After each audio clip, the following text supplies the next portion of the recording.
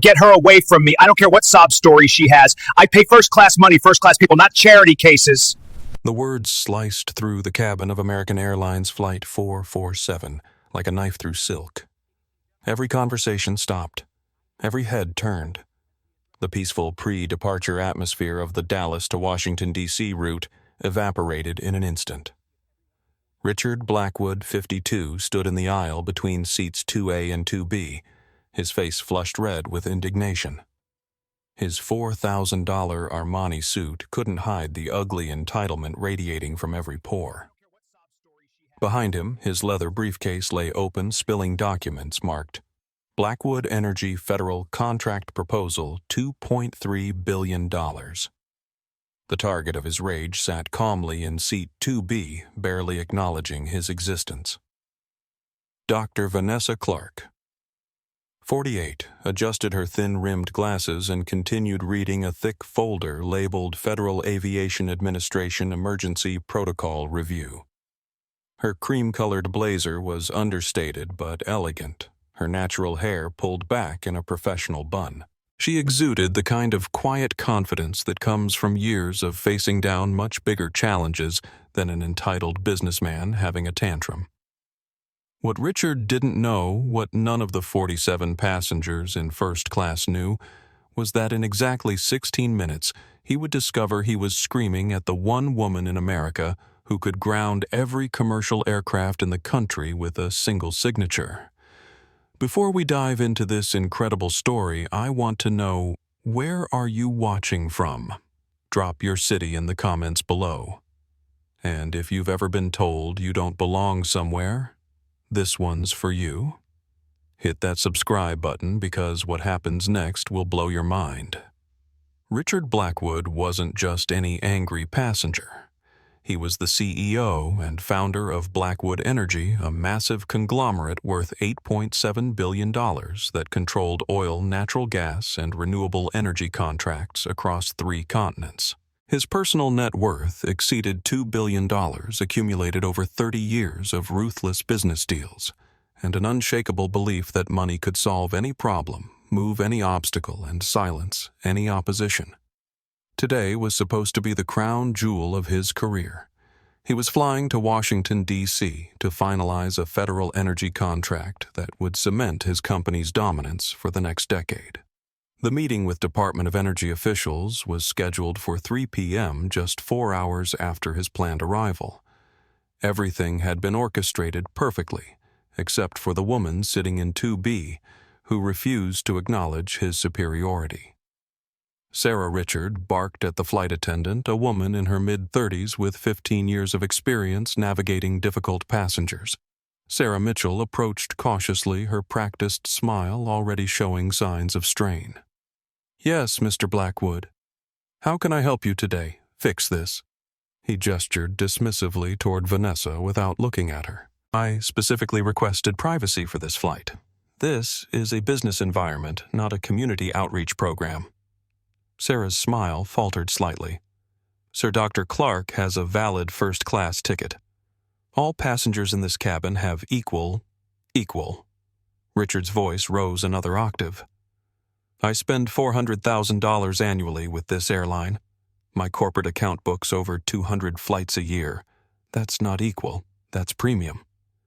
Now find her a seat in the back where she'll be more comfortable." From seat 3. Maria Gonzalez lowered her phone slowly. At 32, Maria was a travel influencer with 2.3 million followers across Instagram, TikTok, and YouTube. She'd built her brand documenting the real experiences of traveling while Latina the good and the ugly. Something about this confrontation felt familiar, uncomfortably so. "Are you recording this?" David Thompson whispered from seat 3B. At 28, the tech entrepreneur had built his venture capital firm by reading people and situations quickly. His initial instinct was to side with Richard. After all, they were both business leaders who understood the value of exclusivity. "I think I need to," Maria whispered back, her finger hovering over the record button. "This feels wrong." Vanessa finally looked up from her folder. Her dark eyes met Richard's gaze with a calmness that seemed to unnerve him. When she spoke, her voice was measured professional, with just a hint of the Alabama accent she'd worked years to minimize. "Mr. Blackwood, you're making quite a scene over something that doesn't concern you. I suggest you take your seat so we can depart on time." Richard's jaw dropped. "How do you know my name? Who are you?" "Someone who pays attention," Vanessa replied simply, returning to her reading.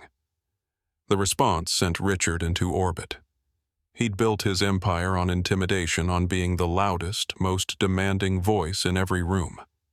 The fact that this woman could dismiss him so casually was incomprehensible. "Look at you," he said, his voice dropping to what he probably thought was a reasonable tone. "Look at this cabin. This isn't about race, it's about appropriateness. I have investors on this flight. I have a federal meeting that could change the energy landscape of America.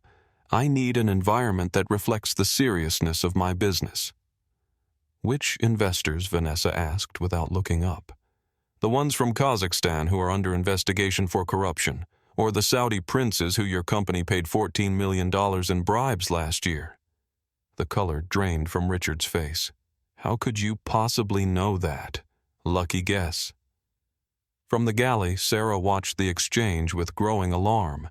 In 15 years of flying, she'd handled drunk passengers, celebrities, politicians, and millionaires. But she'd never seen someone challenge Richard Blackwood and live to tell about it. His reputation for destroying careers was legendary in business circles. "Ma'am," Sarah interjected gently, "perhaps we could find you another seat. Mr. Blackwood is one of our most valued customers, and if we could accommodate number." Vanessa's voice was quiet but absolute. "I will not be moved to accommodate anyone's prejudices. I paid for this seat, I'm qualified to sit in this seat, and I will occupy this seat until we reach Washington." Richard's face turned purple. "Prejudices. You think this is about prejudice? This is about standards. This is about maintaining an environment appropriate for serious business. And what about me suggests I'm not serious about business? Mr. Blackwood, you—" Richard gestured frantically, looking for words that wouldn't get him in legal trouble. "You don't look like someone who belongs in first class. This is for executives, for leaders, for people who've earned their place." The cabin fell silent. Even the engine noise seemed to fade as 47 passengers held their breath. Richard had just crossed a line that couldn't be uncrossed, and everyone knew it. Maria's finger pressed record. "Have you ever witnessed discrimination on a flight? Share your experience in the comments below. We want to hear from you." David Thompson shifted uncomfortably in his seat. As a venture capitalist, he'd been taught to network with anyone who had money and influence. Richard Blackwood was exactly the kind of contact that could open doors. But watching this scene unfold, David felt a growing unease about what those doors might lead to. "Mr. Blackwood," he ventured carefully, "maybe we should all just calm down and—" "Stay out of this, kid," Richard snapped. "This is between me and airline management. Sarah, I want to speak to the captain immediately. I want this woman removed from my site, or I'm calling CEO Richard Martinez personally." Vanessa's pen stopped moving across the document she'd been annotating. For the first time since the confrontation began, she looked genuinely surprised. "Please, do call him," she said slowly. "Ask for Richard Martinez personally. Tell him Vanessa Clarke says hello." The confidence in her voice sent a chill through Richard's bluster. Something wasn't adding up. This woman knew too much, spoke with too much authority, showed too little fear. But he was too deep into his tantrum to back down now. Fine Richard pulled out his phone, scrolling through contacts until he found American Airlines' executive line. "We'll see how tough you are when you're talking to airport security." As he dialed, Vanessa reached into her briefcase and pulled out her own phone. The device looked standard except for the unusual number of security clearance stickers decorating the case. She typed a quick message. "Transport Security Team Flight 447 DAL to DCA. Documentation in progress. Recommend full monitoring." The response came back within seconds. Copy. All stations alerted. All tied. Ready for your signal, Chairwoman. Richard's call connected. This is Richard Blackwood, CEO of Blackwood Energy. I need to speak to Richard Martinez immediately. Yes, I know he's busy. Tell him it's about a discrimination situation on Flight 447 that could cost him a major corporate account. While Richard argued with Martinez's assistant, Sarah noticed other passengers pulling out their phones. The scene had attracted attention throughout the first-class cabin, and in the age of social media, nothing stayed private for long. "Should I try to shut this down?" she whispered to Elena Vasquez, the gate agent who had boarded to handle some last-minute documentation. Elena, 29, had been with American for 8 years. She'd seen her share of entitled passengers, but something about this situation felt different. The woman in 2B radiated an authority that Elena couldn't quite place. "Let it play out," Elena whispered back. "I have a feeling this is about to resolve itself in a way none of us expect." Captain James Rodriguez had been monitoring the situation from the cockpit through the internal communication system. At 45, with 20 years of flying experience, he'd handled every kind of passenger emergency imaginable. But the voices coming through the intercom suggested this was escalating beyond a simple seating dispute. "Sarah," his voice came through her earpiece. "I'm going to need a full report on what's happening back there. We've got air traffic control asking about a delay." Before Sarah could respond, Richard's phone conversation exploded into shouting. "What do you mean you know who she is?" "I don't care who she thinks she is. I'm Richard Blackwood. I own a fleet of 47 private jets I could buy and sell this airline." There was a pause. Then Richard's voice dropped to a confused whisper. "He hung up on me." Vanessa looked up from her folder with the slightest smile. "Richard Martinez is a good man. I've known him for 3 years. He understands the importance of treating all passengers with dignity regardless of their appearance or background." "You're lying," Richard said, but his voice had lost its certainty. "You're nobody. You're just some diversity hire trying to punch above your weight." The words hung in the air like a toxic cloud. Maria's recording captured every syllable. David Thompson buried his face in his hands, finally understanding that he was watching someone's career commit suicide in real time. Vanessa closed her folder deliberately, placed her pen in her briefcase, and stood up. At 5 feet 6 inches, she wasn't physically imposing, but something about her presence made the entire cabin feel smaller. "Mr. Blackwood," she said, her voice carrying the kind of quiet authority that made everyone lean forward to listen. "You've just made the worst assumption of your professional life, and in about 10 minutes you're going to understand exactly why." Richard's face cycled through confusion, anger, and the first flicker of genuine concern. "What's that supposed to mean?" "It means," Vanessa said, settling back into her seat with perfect composure, "that your education is about to begin. Sarah, would you please ask Captain Rodriguez to join us? I believe it's time for some introductions." As Sarah hurried toward the cockpit, Richard stood frozen in the aisle, suddenly aware that 47 pairs of eyes were watching him with a mixture of fascination and horror. Maria's recording light blinked steadily. David had pulled out his own phone, no longer concerned about networking opportunities. The next few minutes would shatter Richard Blackwood's world in ways he couldn't possibly imagine. But for now, suspended in that moment between arrogance and enlightenment, he had no idea that he'd just challenged the most powerful woman in American aviation. The plane sat at the gate engines, humming with anticipation. But the real fireworks were about to begin inside.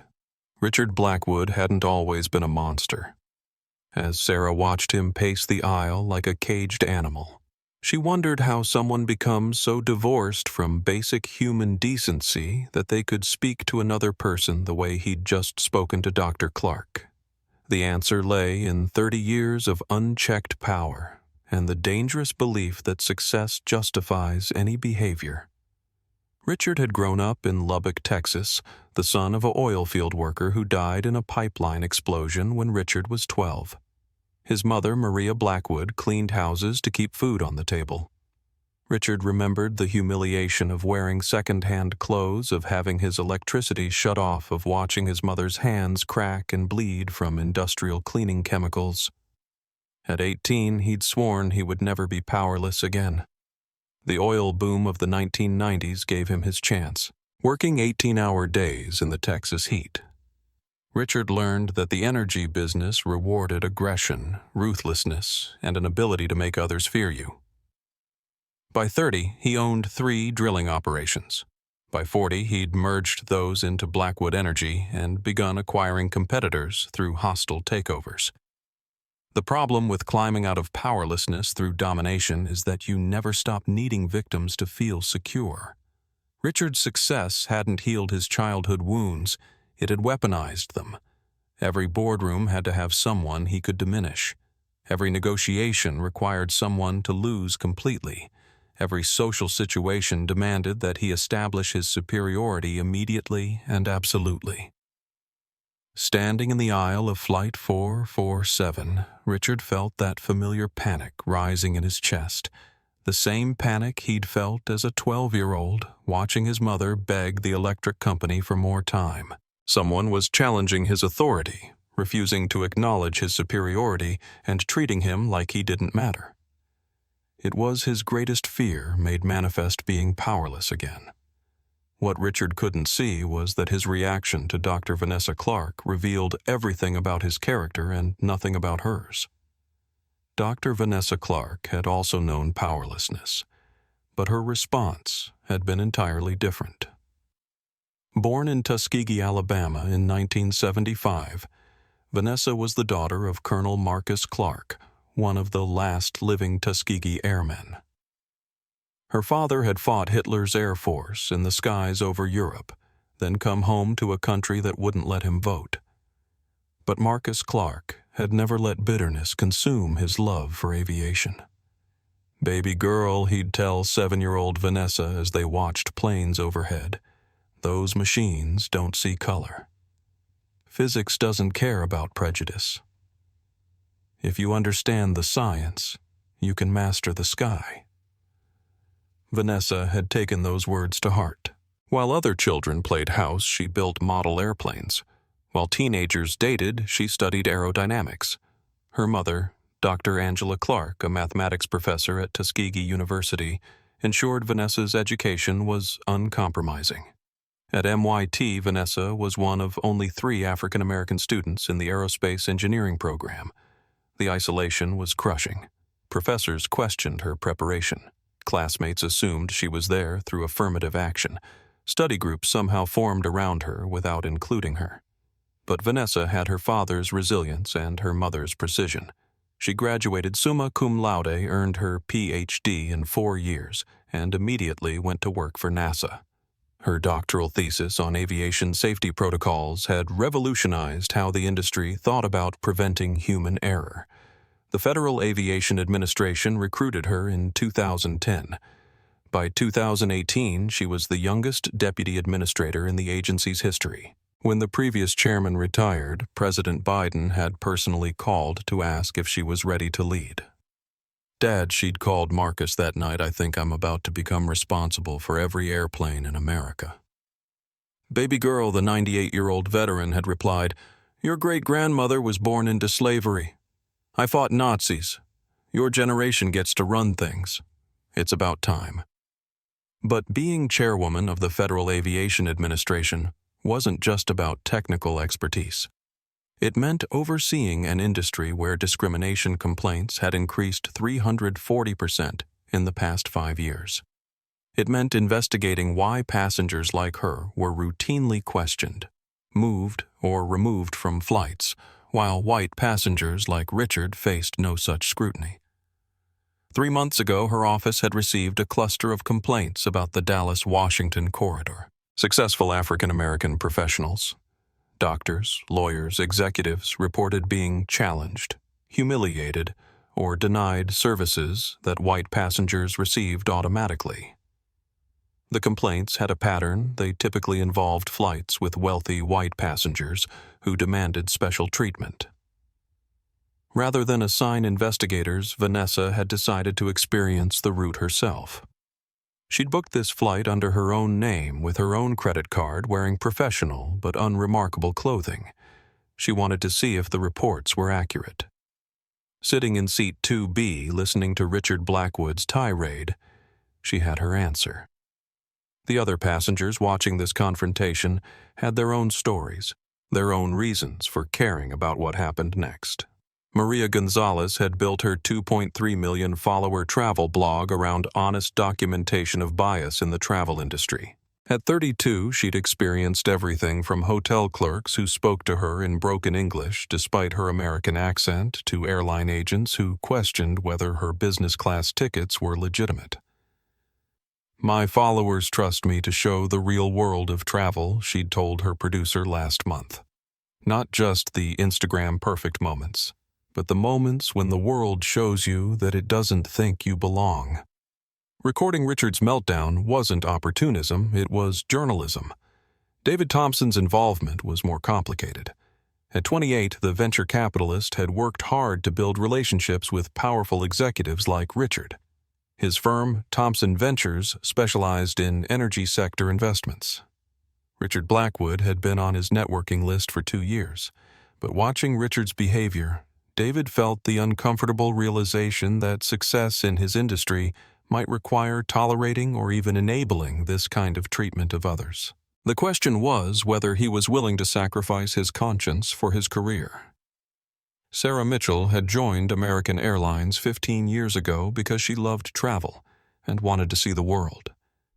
What she'd seen instead was how power dynamics played out at 35,000 feet.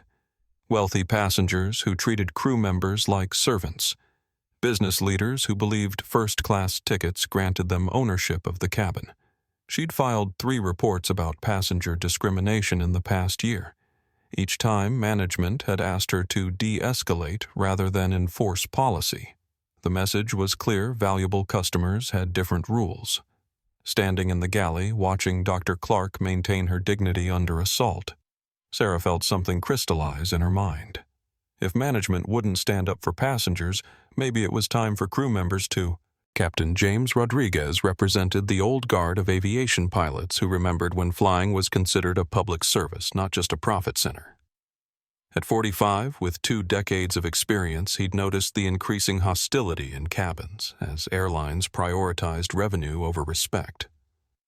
Rodriguez had grown up in El Paso, the son of an air traffic controller who'd taught him that aviation was about safely moving people from one place to another, regardless of who they were or how much they paid. "A plane doesn't care about your bank account," his father had said. "Gravity treats everyone the same. So should we." Walking toward the passenger cabin, Rodriguez had no idea he was about to meet the most powerful person in American aviation. But he understood that how he handled the next few minutes would define his own character. Elena Vasquez had worked gate operations long enough to recognize power when she saw it. Something about the woman in 2B seemed familiar, but she couldn't place where she'd seen her before. The confidence, the way she spoke with authority about airline policies, the casual mention of CEO Richard Martinez, it all suggested someone with insider knowledge. Standing near the boarding door, Elena made a decision. She pulled out her phone and sent a quick text to her supervisor: "May need executives on standby. Situation developing on 447. The response came back immediately. What kind of situation? Elena looked at Richard Blackwood, red-faced and shouting into his phone, then at Dr. Clarke, calm and composed, despite being under attack. The kind that ends careers, she typed back. As Captain Rodriguez approached the first-class cabin, these 6 people, Vanessa, Richard, Maria, David, Sarah, and Elena, were about to create a moment that would be remembered as a turning point in civil rights and aviation history. None of them knew it yet. But in the next few minutes, the most powerful industry in America was about to collide with a truth it had been avoiding for decades: that dignity isn't negotiable, regardless of how much money you pay for your ticket. The only question was whether Richard Blackwood would learn that lesson before or after it destroyed everything he'd built. Captain Rodriguez emerged from the cockpit with the measured stride of a man accustomed to handling crises. At 6 feet 2 inches with salt and pepper hair and the kind of weathered hands that come from 20 years of flying, he commanded immediate attention. His uniform was immaculate, his expression professionally neutral, but his dark eyes took in the scene with sharp intelligence. "Good afternoon, folks. I'm Captain Rodriguez. I understand we have a seating concern." His voice carried the authority of someone who'd talked nervous passengers through turbulence-managed emergency landings and negotiated with air traffic control in 3 languages. But as he approached row 2, he could feel the tension radiating through the cabin like heat from a furnace. Richard turned to the captain like a drowning man grabbing a life preserver. "Captain, thank God. I need this passenger relocated immediately. This is a business environment, and her presence is disruptive to my federal meeting preparation." Rodriguez looked from Richard to Vanessa, noting the stark contrast between Richard's agitated state and the woman's serene composure. "Ma'am, is there a problem with your seat?" "None whatsoever," Vanessa replied without looking up from her folder. "I'm exactly where I belong." "You see," Richard's voice climbed toward hysteria, "she's being deliberately confrontational. Look, Captain." "I'm not trying to be difficult here. I'm Richard Blackwood, CEO of Blackwood Energy. I'm flying to Washington to finalize a $2.3 billion federal contract.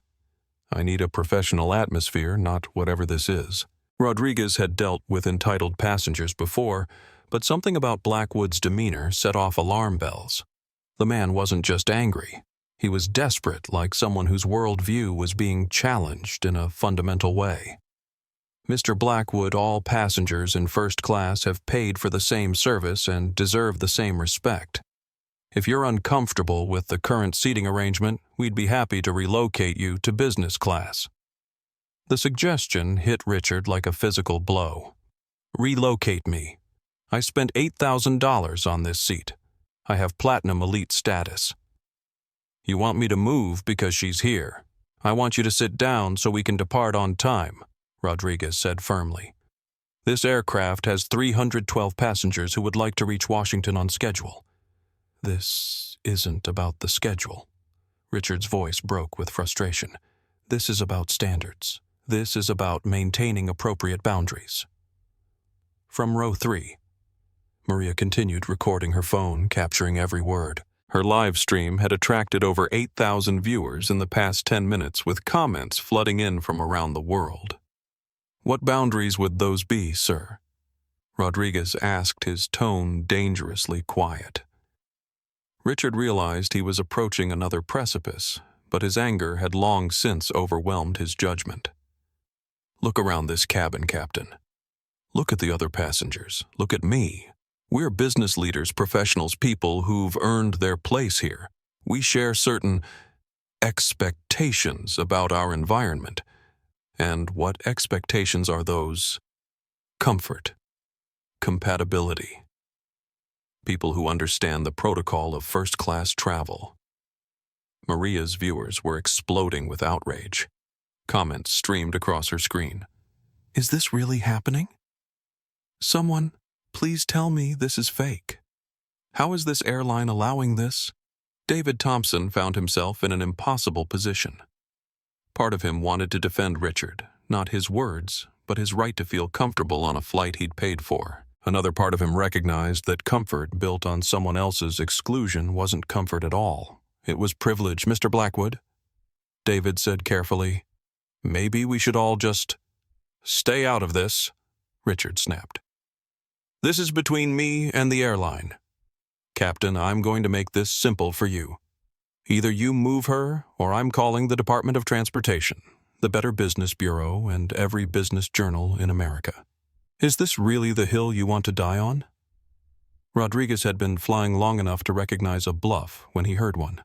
More importantly, he'd been alive long enough to recognize bigotry, regardless of how it was dressed up in business language. Sir, the only person being moved will be you if you continue to disrupt this flight. Ma'am. He turned to Vanessa. I apologize for this situation. You are welcome in any seat on this aircraft. Vanessa finally looked up and Rodriguez felt a jolt of recognition. He'd seen this woman before but couldn't place where. Her bearing, her confidence, the way she seemed completely unintimidated by the chaos around her. It reminded him of the senior executives he'd met during his military days. Thank you, Captain Rodriguez. Your professionalism is noted and appreciated. Something about her phrasing, formal, official, like someone accustomed to being listened to, made Rodriguez pause. Ma'am, have we met before? Not directly, but I've heard excellent things about your safety record and leadership. The conversation was becoming surreal. How could a passenger have detailed knowledge of his professional record? Rodriguez had commendations from the FAA Safety Awards, recognition for his handling of emergency situations, but that information wasn't public knowledge. Richard sensed he was losing control of the situation and decided to escalate. Fine. You want to know what this is really about? I'll tell you exactly what this is about. The cabin went dead silent. Even Maria's live stream comments paused as if the entire internet was holding its breath. I work 18 hours a day. I built my company from nothing. I provide jobs for 8,000 people and energy for millions more. When I pay first-class money, I expect a first-class experience. That means being surrounded by people who understand business, who speak the language of success, who belong in a professional environment. And you don't think I belong here? Vanessa asked quietly. I think you're in the wrong section, Richard said, his voice dropping to what he probably thought was a reasonable tone. This isn't personal. This is practical. Look, I'm sure you're a lovely person, but this cabin is for executives, for leaders, for people who've earned their place at the top. And what makes you think I haven't earned my place? Richard gestured helplessly as if the answer should be obvious. Just look around. Look at the demographic of this cabin. Look at the natural order of things. The phrase hung in the air like poison gas. Natural order. As if inequality was written into the laws of physics. As if discrimination was just another force of nature. Maria's live stream exploded with comments. Natural order began trending within minutes. Business journalists started picking up the story. American Airlines' stock price twitched downward as traders realized this was going to be a public relations nightmare. Mr. Blackwood. Captain Rodriguez said, his voice now carrying the full weight of his authority. You are one sentence away from being escorted off this aircraft by federal marshals. I suggest you choose your next words very carefully. But Richard had passed the point of no return. 30 years of unchecked power, of having every demand met and every whim catered to, had convinced him that reality itself would bend to his will. The natural order, Captain, is that successful people associate with other successful people. That's not discrimination, that's economics. That's social structure. That's the way the world works, and no amount of political correctness is going to change basic human nature. Vanessa closed her folder with a soft snap that seemed to echo through the cabin. When she spoke, her voice carried the authority that made everyone lean forward. Mr. Blackwood, you just revealed everything about your character and nothing about mine. But more importantly, you've revealed everything about your understanding of federal aviation law, which appears to be zero. What's that supposed to mean? It means, Vanessa said, reaching into her briefcase, that discrimination based on race, ethnicity, or perceived social status is not only morally reprehensible, it's a federal crime. And as of this moment, you're committing that crime in front of 47 witnesses and at least 8,000 people watching online.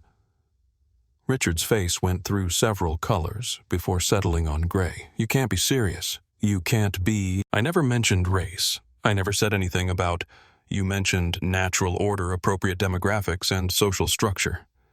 You questioned my right to be here based solely on my appearance.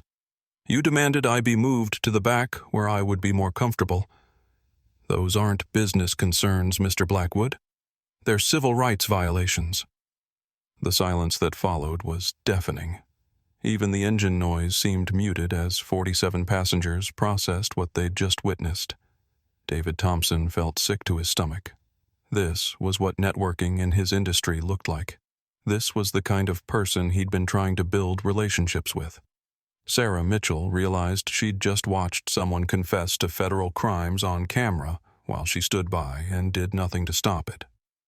Elena Vasquez understood that she was about to witness either the most spectacular passenger removal in airline history or the complete capitulation of a man who'd built an empire on bullying others. Maria's phone continued recording, capturing every micro-expression on Richard's face as he realized the magnitude of his mistake. And Captain Rodriguez found himself in the unprecedented position of having to decide whether to treat this as a passenger disturbance or a federal crime in progress. But the most important person in the cabin remained perfectly calm, as if she'd been through this exact scenario before and knew exactly how it would end. Captain Rodriguez Vanessa said, her voice carrying the unmistakable tone of someone accustomed to being obeyed. I think it's time we made some introductions. Mr. Blackwood clearly doesn't understand who he's speaking to. Ma'am, perhaps we should start with my credentials. As Vanessa reached into her briefcase once more, Richard Blackwood's world was about to shift in ways he couldn't possibly imagine. But for a few more seconds, suspended between ignorance and enlightenment, he still had no idea that he'd just confessed to civil rights violations in front of the one person in America with the power to end his career with a single phone call. The moment of truth was approaching at 30,000 feet per minute. Maria's phone screen lit up with notifications as her live stream reached 15,000 viewers and climbing. Comments flooded in faster than she could read them, a digital waterfall of outrage, disbelief, and demands for justice. Traveling, Maria appeared in dozens of retweet chains within minutes. Is this really happening? Someone needs to stop this. Get this man's name. The hashtag Flight447 began trending organically without any central coordination or celebrity endorsement. From her seat in 3A, Maria provided running commentary to her audience. Guys, I wish I could tell you this was scripted, but this is real. This is happening right now on American Airlines Flight 447 from Dallas to D.C. A businessman just told a black woman she doesn't belong in first class because of natural order. The comments section exploded. Dallas T. OMG. Is that Richard Blackwood from Blackwood Energy Justice. Now someone better get his company info flight rights. This is illegal under federal aviation law. Traveling soul. That woman is so calm. I would have lost it by now. David Thompson, watching Maria's professional documentation of the incident, made a decision that would change his career trajectory. He pulled out his own phone and started a Twitter thread. I'm currently sitting 3 feet away from the most disturbing display of racism I've ever witnessed in person. A business executive is demanding that a black passenger be moved from first class. Here's what's happening. 147th. His thread would eventually reach 2.3 million impressions and be cited in congressional hearings. But the social media explosion was just beginning. Other passengers throughout the cabin started recording, creating a multi-angle documentation of discrimination that would become a textbook case study in civil rights law. Sarah Martinez, a journalist in Seat 4C, began live tweeting breaking, witnessing racist meltdown on American Air Flight 447. Passenger demands black woman be moved from first class. American Air. How do you train your staff to handle this? American Airlines social media team monitoring brand mentions in real time flagged the incident within 6 minutes. Emergency protocols activated. Stock prices began sliding. Executive assistants started receiving urgent calls from board members who had Google alerts on company mentions. By the time Richard Blackwood finished his natural order speech, Blackwood Energy was trending alongside American Airlines and Flight 447. Corporate crisis management teams at both companies were scrambling to understand how a simple passenger dispute had become an international incident in under 20 minutes. Elena Vasquez, monitoring the situation from the boarding area, received a flurry of texts from her supervisor. "What's happening on 447? Social media is exploding. CEO's office calling need full report. Now." Elena typed back. "Passenger discrimination incident. Multiple recordings. May need legal team." Captain Rodriguez, unaware of the digital firestorm building outside his aircraft, focused on the immediate problem of a passenger who seemed determined to continue digging his own grave. "Mr. Blackwood," he said with the patience of a man who'd talked people down from much higher ledges, "I'm going to give you one final opportunity to apologize to this passenger and take your seat. Otherwise, we'll be deplaning you and addressing this situation on the ground." "Apologize?" Richard's voice cracked with indignation. "For what?" "For speaking the truth. For defending the standards that made this country great." The statement triggered another avalanche of social media activity. Maria's viewers jumped to 22,000. David's Twitter thread gained 500 retweets in 60 seconds. News outlets started monitoring the hashtags, but the most significant response came from an unexpected source. Dr. Angela Clarke, Vanessa's mother and a retired mathematics professor at Tuskegee University, had been following Maria's live stream after receiving a notification from her daughter's security detail. At 74, she wasn't particularly tech-savvy, but she understood exactly what she was watching. She picked up her phone and called her old friend, Congresswoman Barbara Lee. "Barbara, you need to see what's happening on social media right now.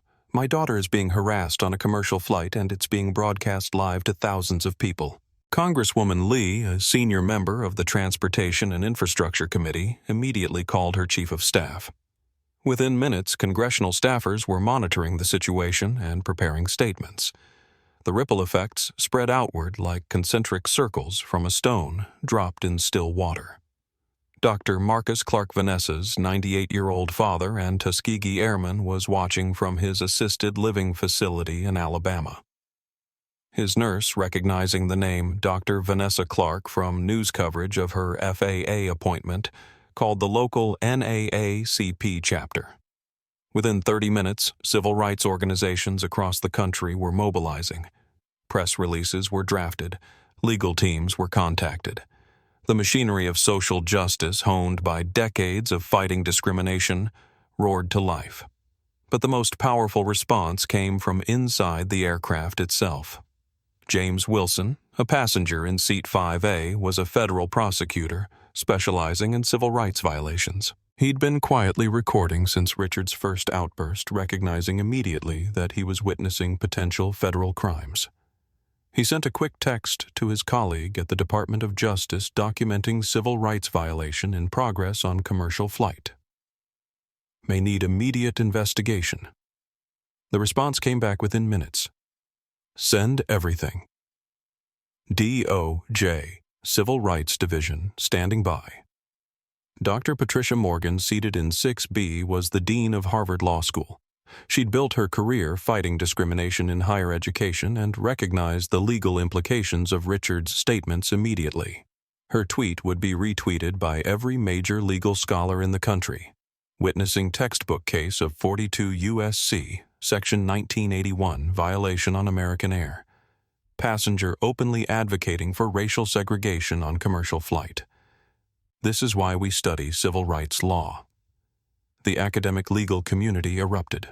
Law professors assigned the incident as real-time case studies. Legal blogs published instant analyses. Civil rights organizations prepared amicus briefs for lawsuits that hadn't even been filed yet. Meanwhile, Richard Blackwood remained oblivious to the digital earthquake he'd triggered. His attention was focused entirely on winning an argument with a woman who refused to be intimidated by his tantrums. "Look," he said, trying a different approach. "Let's be practical about this. I'm offering a reasonable solution to an uncomfortable situation. There are plenty of seats in business class. She'd probably be more comfortable there anyway with people more like her." People more like her. Captain Rodriguez repeated, his professional composure finally beginning to crack. "You know what I mean," Richard said impatiently. "People at her level, her comfort zone. This isn't about superiority, it's about compatibility." Maria's live stream peaked at 31,000 viewers as Richard sealed his fate with those words. The comment section became a blur of outrage, legal analysis, and promises that this man's career is over. But the most revealing moment came when a passenger in row 7 recognized Richard and called out, "Hey, aren't you the guy who testified to Congress about energy policy?" Richard Blackwood. Richard straightened with pride, finally back in familiar territory. "Yes, I've testified before Congress multiple times. I've advised 3 presidents on energy strategy. I've built a company worth nearly $9 billion. That's exactly my point. I think I've earned the right to travel in comfort." The admission sent shockwaves through the social media ecosystem. Here was a man who'd testified before Congress, advised presidents, and controlled billions in federal contracts, openly advocating for racial discrimination on camera. Congressional staffers frantically reviewed Blackwood Energy's federal contracts. Environmental groups pulled up his testimony transcripts. Business journalists started investigating whether his company had discriminatory hiring practices.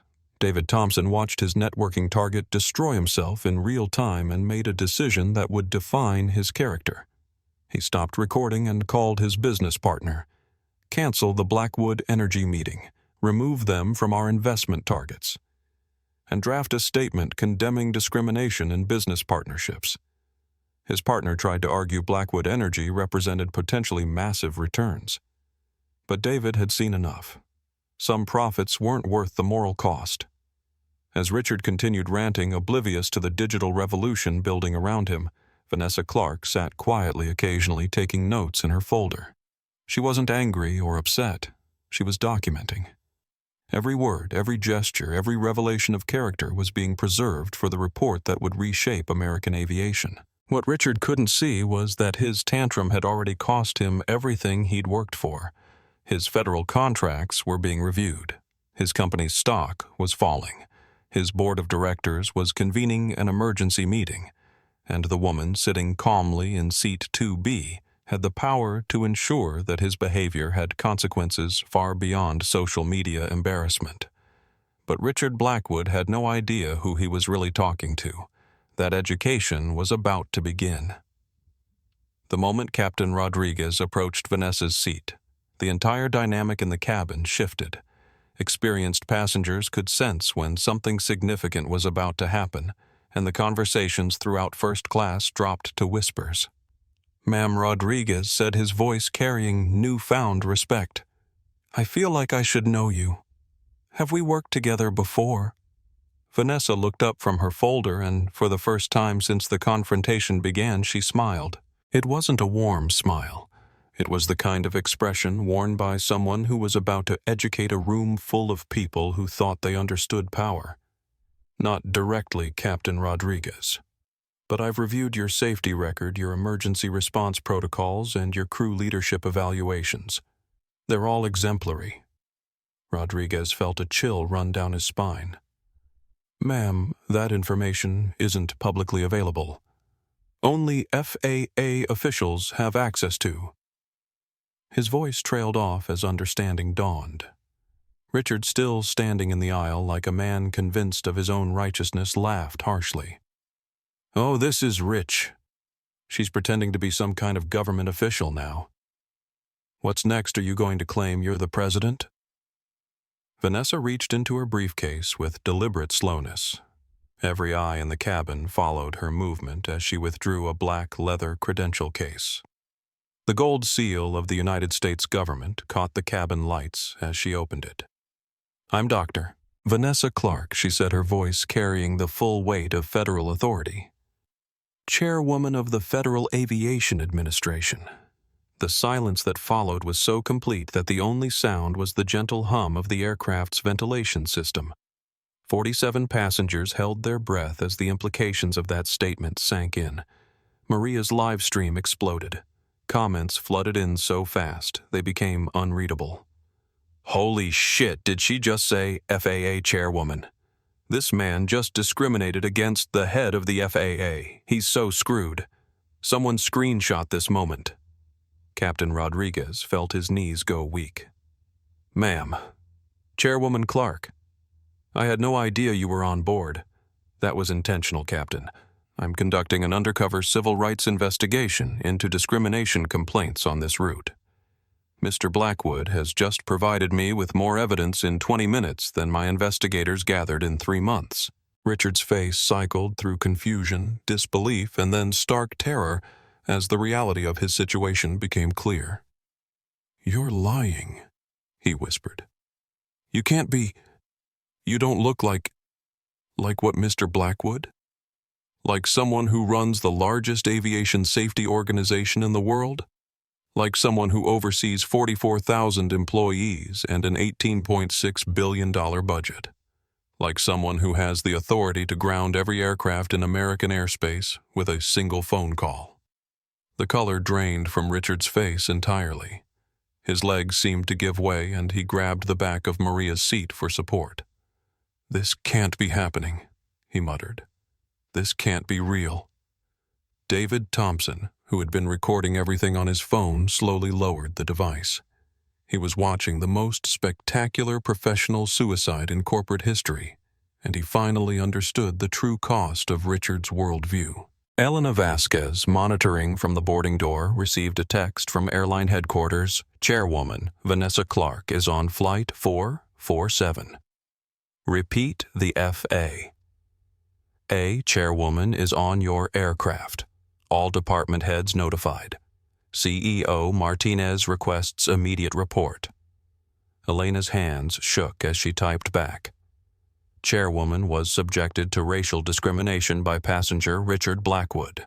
Incident recorded by multiple passengers. International social media coverage ongoing. The response came back in seconds. Jesus Christ. Martinez en route to airport. Full executive team mobilizing. Sarah Mitchell understood that she had just witnessed something that would be studied in customer service training for decades. A passenger had just discriminated against the most powerful person in American aviation, and she had initially tried to accommodate the discriminatory request. Chairwoman Clarke Sarah said, her voice barely above a whisper. Apologize for not intervening more forcefully. I should have. You did your job under difficult circumstances, Ms. Mitchell. My report will note that you attempted to de-escalate while maintaining policy. The failure here isn't yours. Vanessa's tone was professional, but not unkind. She understood that frontline employees often found themselves caught between corporate pressure and moral obligations. But Richard Blackwood was beyond redemption. Wait, he said, desperation creeping into his voice. I can explain. This was just a misunderstanding. I wasn't trying to discriminate. I just wanted a quiet environment for my federal meeting. Your federal meeting. Vanessa's eyebrow arched slightly. The Department of Energy contract you mentioned, the $2.3 billion renewable energy infrastructure deal. Richard nodded frantically, seeing a potential lifeline. Yes. Exactly. You understand how important this is? I was just trying to... Mr. Blackwood, that contract was terminated approximately 8 minutes ago. The words hit Richard like a physical blow. What? That's impossible. How could you know? Because I sit on the Federal Energy Regulatory Commission Oversight Board. Because I reviewed your company's bid as part of my transportation infrastructure responsibilities. And because the moment your discriminatory statements went viral on social media, the Secretary of Energy received calls from 17 congressional offices demanding your disqualification. Vanessa reached for her phone and showed Richard the screen. Email notifications covered the display. Urgent, Blackwood Energy Contract Cancellation, Federal Contract Review, Discrimination Concerns, Congressional Inquiry, Blackwood Energy Ethics, SEC, Investigation, Social Media Statements. Richard stared at the phone as if it contained his death warrant, which in many ways it did. "My company," he whispered, 30 years of building, is currently being reviewed by the Securities and Exchange Commission, the Equal Employment Opportunity Commission, and the Department of Justice Civil Rights Division. Vanessa finished. Your statements today didn't just violate federal transportation law, Mr. Blackwood. They triggered investigations into whether your company has engaged in discriminatory practices in hiring, contracting, and business partnerships. Maria's live stream had reached 47,000 viewers, with major news outlets now monitoring the feed. CNN, Fox News, MSNBC, and the BBC had all assigned reporters to the story. The hashtag Chairwoman Vanessa was trending worldwide. Captain Rodriguez, understanding that he was now dealing with a federal official who had been the victim of a civil rights violation, activated emergency protocols. "Chairwoman Clarke, what are your instructions for handling this situation?" "Document everything, Captain. Ensure that all recording devices capture Mr. Blackwood's statements for the record. Notify ground control that we have a federal civil rights investigation in progress. And inform airport security that Mr. Blackwood will need to be met by federal marshals upon landing." "Federal marshals?" Richard's voice cracked. "You can't be serious. This was just a disagreement about seating Mr. Blackwood. You demanded racial segregation on a commercial aircraft while being recorded by dozens of witnesses. You questioned my right to occupy a seat based on my race. You advocated for what you called a natural order that places white passengers above black passengers. Those aren't disagreements. They're federal crimes." The cabin remained silent except for the soft sound of Maria providing commentary to her live stream audience. "Guys, I can't believe what I'm witnessing. This man just lost a multi-billion-dollar contract because he couldn't handle sitting next to a black woman, and that woman turned out to be the head of the FAA. This is the most incredible demonstration of karma I've ever seen." David Thompson, who had started the day hoping to network with Richard Blackwood, posted a final tweet. "Watching a man destroy a $9 billion company in real time because he couldn't accept a black woman's right to exist in first class. Character is revealed in moments like these." Richard made one final desperate attempt to salvage his situation. "Chairwoman Clarke, please. I made a mistake. I was stressed about my meeting. I spoke without thinking. Surely we can work this out between professionals. I contribute millions to civil rights organizations. I employ thousands of people." Vanessa looked at him with the calm expression of someone who had seen this exact performance many times before. "Mr. Blackwood, an hour ago you believed you had the power to have me removed from this aircraft. You believed your money and status gave you the right to determine who belongs in first class and who doesn't. You were wrong about your power, and you were wrong about mine."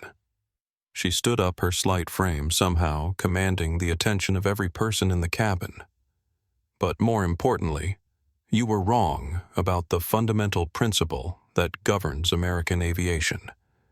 Everyone who purchases a ticket has the right to fly with dignity regardless of race, religion, gender, or economic status. My job is to ensure that right is protected. Your behavior today ensures that I will have all the documentation I need to strengthen those protections." Richard Blackwood sank into his seat, finally understanding that his world had ended. His company was under federal investigation. His contracts were terminated. His reputation was destroyed. His $47 billion in wealth was about to evaporate under the weight of legal challenges, regulatory penalties, and the complete collapse of investor confidence. And it had all happened because he couldn't tolerate sitting next to a black woman who had the audacity to act like she belonged in first class. The most powerful lesson in civil rights law was about to be delivered at 35,000 feet, and Richard Blackwood was about to become a cautionary tale studied in business schools for generations. But the education was just beginning. The aircraft's communication system crackled to life as Captain Rodriguez received priority messages from air traffic control airline executives and federal authorities who had been monitoring the social media explosion. American 447, this is Dallas Approach Control. Be advised you have priority handling for immediate arrival at Reagan National. Federal marshals standing by for passenger transfer. Rodriguez acknowledged the transmission while watching Richard Blackwood slowly disintegrate in his first-class seat. The man who had boarded with supreme confidence now sat slumped forward staring at his phone as notification after notification documented the collapse of his empire. Vanessa had returned to her seat and resumed reading her reports as calm as if nothing had happened. But her phone buzzed constantly with messages from federal agencies, congressional offices, and aviation industry leaders who had seen the viral footage and understood its implications. Chairwoman, a text from the Transportation Secretary read, watching live coverage. Full federal support for your investigation. This changes everything. From Maria's seat, her live stream continued providing real-time coverage to over 60,000 viewers worldwide. Major news networks had picked up her feed, broadcasting the aftermath of Richard's meltdown to millions of people. This is absolutely surreal, she narrated quietly to her phone. We're watching history happen in real time. This man's entire world just collapsed because he couldn't handle sitting next to a successful black woman. And that woman turned out to be the most powerful person in American aviation. The comment section had evolved from shock and outrage to detailed legal analysis as attorneys, civil rights advocates, and federal employees joined the conversation. Civil rights law. This is Textbook 42, U, SC 1981. Violation: racial discrimination in commercial contracting. Federal employee Chairwoman Clarke is legit. She's revolutionizing aviation safety and civil rights. Business Prof Blackwood Energy stock down 23% in after-hours trading. This is corporate suicide. Legal Federal Marshals, SEC investigation, DOJ. Civil rights probe. This man is finished. David Thompson, who had documented the entire incident on Twitter, received a message from his firm's senior partners. Saw your thread. Emergency meeting tomorrow on discrimination policies and investment decisions. You did the right thing. His response to Richard's behavior had transformed him from a morally ambiguous venture capitalist into an advocate for ethical business practices. Sometimes, character is revealed in how we respond to witnessing injustice. Sarah Mitchell received word through her crew communication system that American Airlines' entire executive team was mobilizing. CEO Richard Martinez had chartered a private jet from Miami to Washington to handle the crisis personally. All crew members on Flight 447 are to provide full statements to federal investigators upon landing, her supervisor's message read. This is now a federal civil rights case. Full cooperation expected. Elena Vasquez, monitoring from the gate, watched as her supervisor's phone rang constantly. American Airlines' stock price was in free fall. The company's legal department had activated emergency protocols. Public relations teams were drafting statements that would never adequately address the magnitude of the crisis. But the most devastating consequences were unfolding in the digital realm, where Richard's entire professional network was abandoning him in real time. His board of directors convened an emergency video call while the plane was still airborne. Internal emails leaked within hours showed board members distancing themselves from Richard's leadership. Effective immediately, Richard Blackwood is suspended as CEO pending investigation. All federal contracts under review for compliance violations. Emergency succession planning initiated. Stock trading halted, pending regulatory review. Blackwood Energy's partners began terminating relationships. Environmental groups he'd testified against published statements calling for criminal prosecution. Energy sector competitors quietly celebrated the elimination of their most aggressive rival. But the personal toll was equally devastating. Richard's wife, Charlotte Blackwood, watched the viral footage from their mansion in Houston. Her social circle, country club members, charity board colleagues, society wives had all seen the videos by the time the plane landed. Her phone buzzed with messages that ranged from horrified disbelief to cold social exile. The country club where Richard served on the board called an emergency meeting. His membership was terminated by unanimous vote.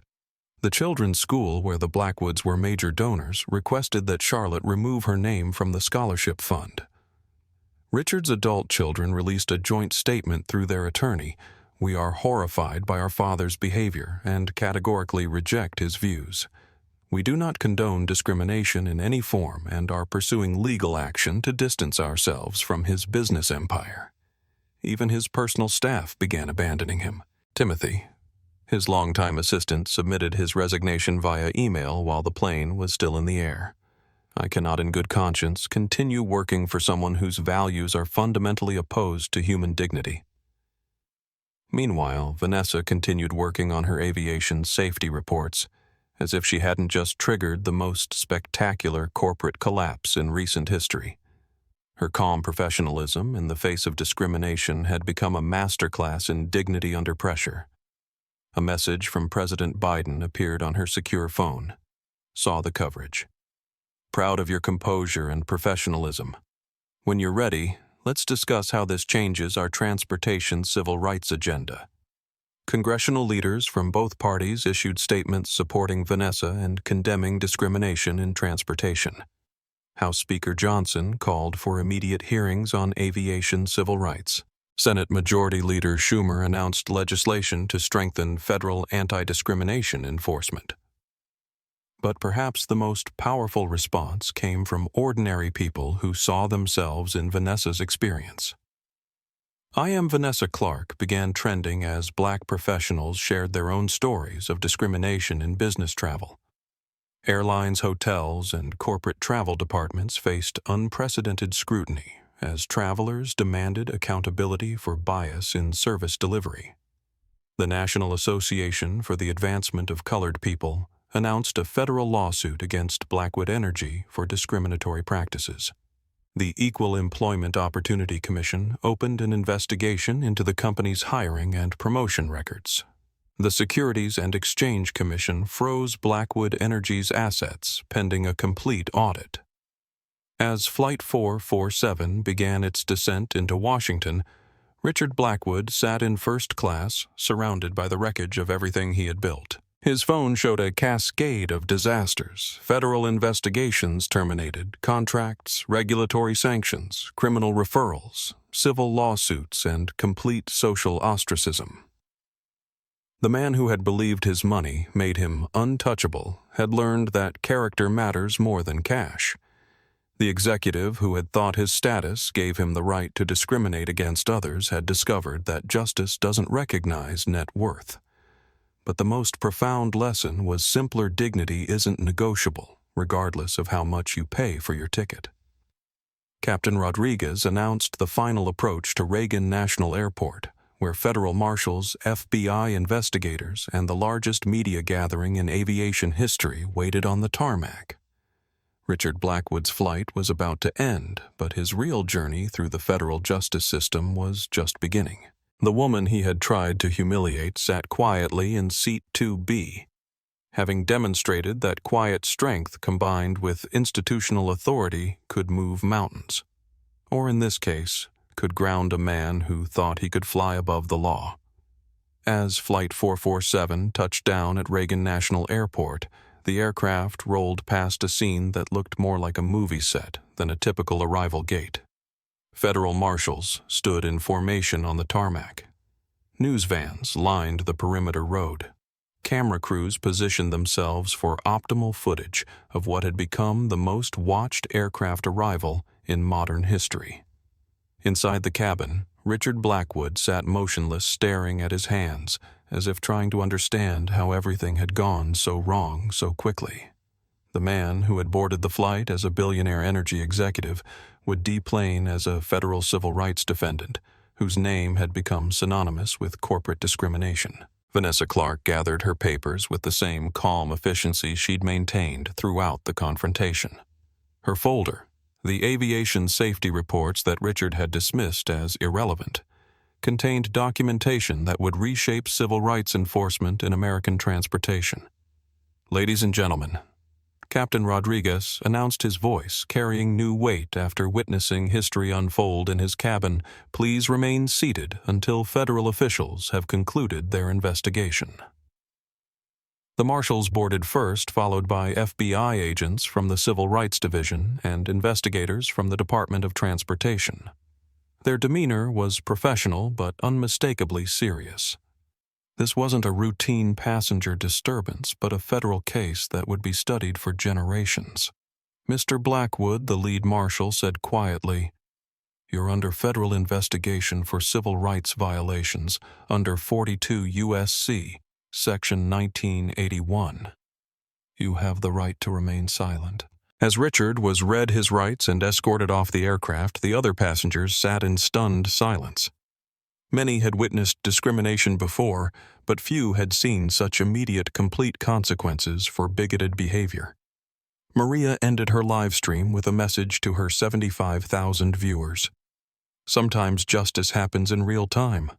Sometimes the arc of the moral universe bends quickly when the right person is in the right place at the right moment. Today we watched dignity triumph over discrimination, and it was beautiful.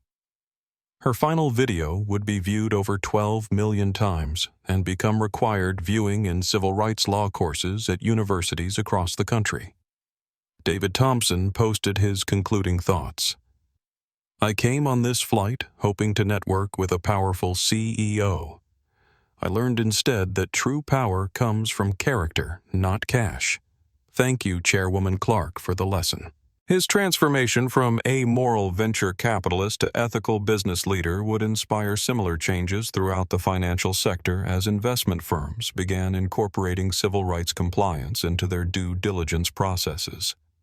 3 hours later, Vanessa Clarke stood in the Roosevelt Room of the White House, briefing President Biden on the incident and its implications for federal transportation policy.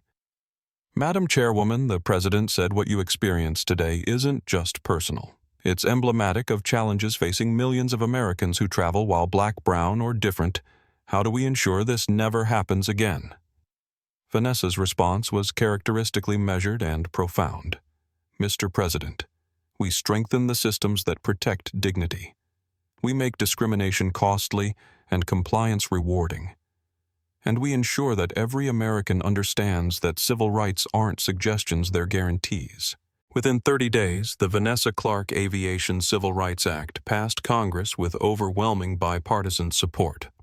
The legislation required real-time bias monitoring on commercial flights, mandatory civil rights training for all aviation employees, and severe penalties for discrimination in transportation services.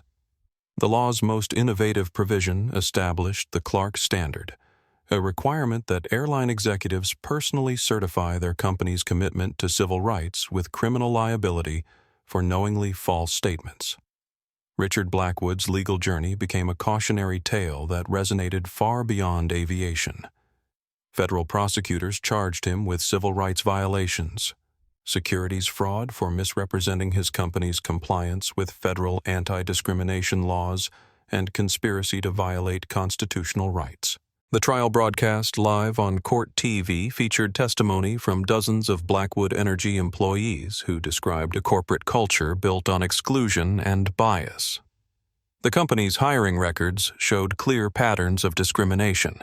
Internal emails revealed executives joking about diversity theater and keeping the right kind of people in leadership. Richard's conviction on all counts resulted in an 8-year federal prison sentence and $47 million in fines and restitution.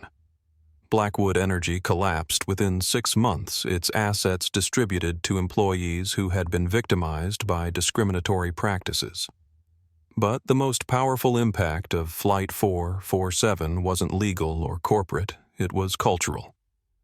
Videos of Vanessa's calm dignity under assault became viral symbols of grace under pressure. Her composed response to Richard's attacks inspired millions of people facing their own struggles with discrimination bias and inequality. Speaking at the National Civil Rights Museum 6 months after the incident, Vanessa reflected on the experience. That flight taught me something I hadn't fully understood before. Sometimes the most important battles aren't fought in courtrooms or congressional hearing rooms. Sometimes they're fought in airplane seats, hotel lobbies, and restaurant tables where ordinary people demand the respect that should be guaranteed to everyone. The speech delivered to a standing ovation concluded with words that would be carved into the museum's wall. Dignity isn't earned through wealth or status. It's not granted by others or taken away by bias. Dignity is inherent in every human being, and protecting that dignity is the highest calling of public service.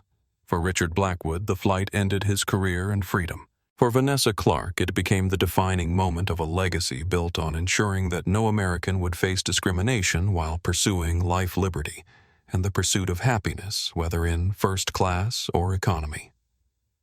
The lesson of Flight 447 resonated across American society. Character is revealed not by how we treat those we consider equals, but by how we treat those we think are beneath us. In this case, the person Richard thought was beneath him turned out to be flying the plane. And sometimes, just sometimes, justice happens at 35,000 feet.